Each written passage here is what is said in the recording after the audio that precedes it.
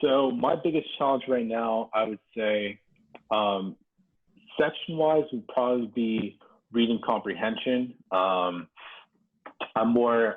I come from a communication studies background, so I'm more like analytical. So I like to like really take my time and depth with context or with the text. So therefore, like, the rush feeling kind of like has been a challenge for me. And then LR sometimes is also a challenge too, because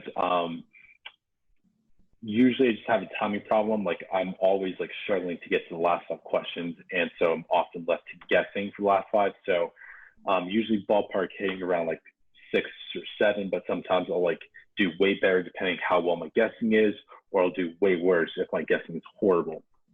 So really my question is right now, should I be taking my time and like slowing down, like really trying to like work on my foundations, or, since I am taking like the August test, should I kind of just brute force it and like maybe with like enough tests taken, I'll be able to like get my score up where I want it to be?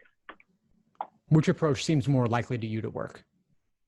I definitely need more practice taking tests.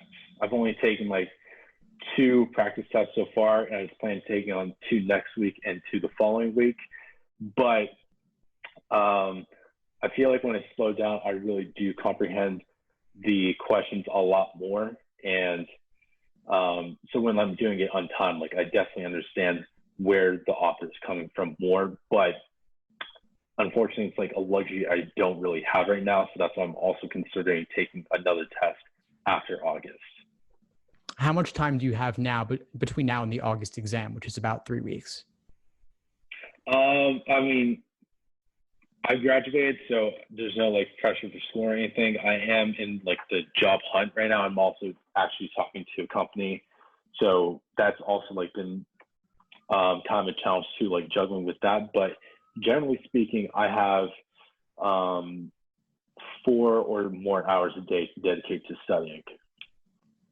Okay, so what if you did both approaches, both as I understand them being full-length exams and review of those exams, and figuring out alongside that, as you're doing it really, how could you manage your time differently so that you're not left with the least amount of time for the most difficult questions? Because if you're telling me you get to those last 5 and the clock is ticking, you've got, I imagine, a couple minutes remaining, correct me if I'm wrong. And so you have the least time for the toughest questions in this section. No surprise to me that wouldn't go that well. No surprise that would be a lot of guessing, which then adds a wild degree of randomness or variation. In reality, you need to have extra time for those questions. Yeah. So for you, I'd really be looking at pacing, section management. Do you go through the easier questions more quickly somehow? Do you not second guess yourself as much? Or maybe the last 5 aren't actually the most difficult for you in particular.